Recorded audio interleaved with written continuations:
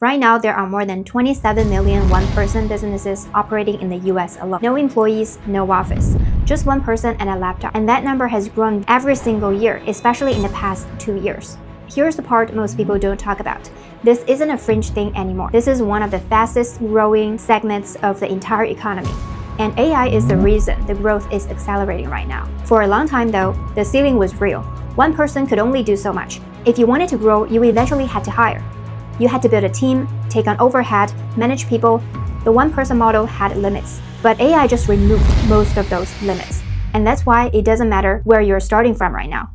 Whether you're in a 9-to-5 and thinking about making a move, whether you already have a business but it depends too much on your time, whether you're running an agency and wondering if there's a leaner way to operate, the same shift applies to all of it. I know because I've been on a few of those sides myself. I had a 6-figure job in Silicon Valley, good title, good pay, good on paper. From the outside, it looked like I had it figured out. From the inside, I was exhausted. And one day I decided to leave. That was one of the scariest decisions I have ever made, but one of the best ones. I'm not here to tell you to quit your job tomorrow. I'm not going to promise you $1 million. What I want to do in this video is show you the actual steps, the same ones I would follow if I were starting over today, including the specific tools I use to find clients. And none of it requires you to build an app or know how to code. Before we talked about tactics, I need to say something I wish someone had told me earlier. Most people who want to start a business spend months, sometimes years, waiting until they feel ready, until they have the right skills, until the timing is perfect. That moment never comes. I know because I did the same thing. Here's the shift that changed everything for me. You don't need to have all those answers before you start. You just need one thing, a problem that someone will pay you to solve. That's it. That's the whole business. And here's where AI comes in. Not as some magic solution, but something simpler, a crew. Think about a film director. They don't write every line, build every set, or run every camera. They set the vision, they make the decisions, the crew does the work. Before AI, being a one-person business meant doing everything yourself. Now you have a crew of AI agents. AI does the research, handles the repetitive stuff. You direct, you decide, you deliver. This is not about AI replacing you. It's about what becomes possible when you stop working alone. Let's talk about business models.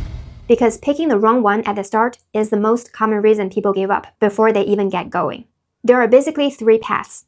The first is digital products. Courses, ebooks, templates.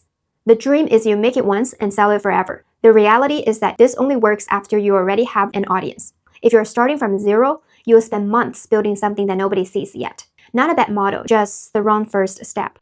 The second is building an AI app. A lot of videos push this right now, and yes, upside is real. But most people who go down this road spend 3 or 4 months building something that gets 0 paying customers. Not because they weren't smart or didn't work hard, because building first and selling later is backwards.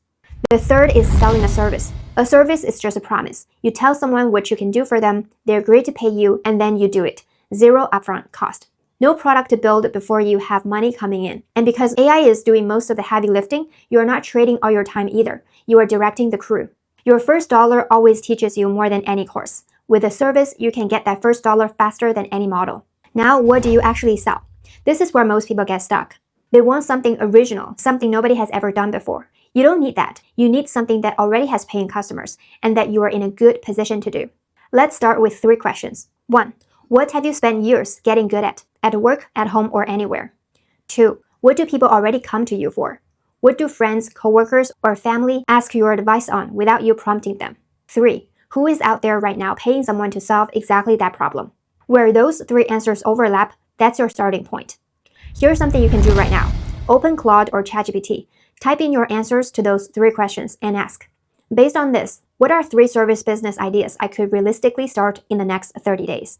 The answer it gives you isn't final, but it will start something in your head that you can't unsee. This is the part most people skip in their head. They plan their idea, they picture their brand, they think about the website, and they never actually think about the conversation where someone hands them money. So let me make it concrete.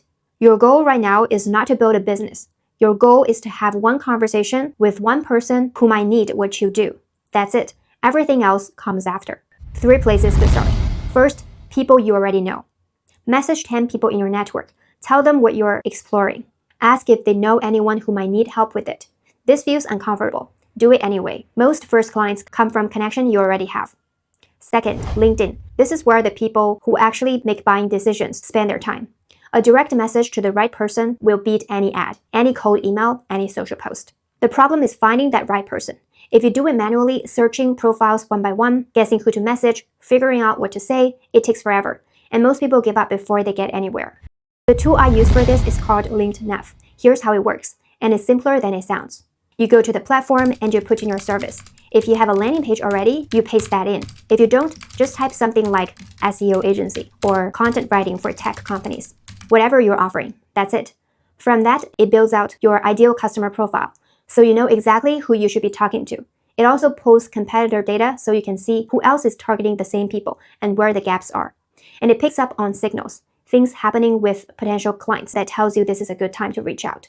Then it runs outreach campaign for you, not spam blasting, targeted messages to the right people based on everything it just figured out. Your daily reach grows passively when you're focused on everything else. I'll leave you the link in the description. Third, platforms like Upwork or niche communities. If you don't have a strong network yet, real clients are actively looking for help on these platforms right now. One honest expectation. You may reach out to 50 people before you get one meeting. That's not failure, that's just how it works. One meeting can become your first client, and your first client changes the whole thing. Your confidence, your proof, and your ability to get the next one. Once someone pays you, now you build the delivery. Not before, never before. This is where AI actually earns its place. Whatever your service is, writing research, outreach, strategy, analysis, content, the workflow is the same 3 steps.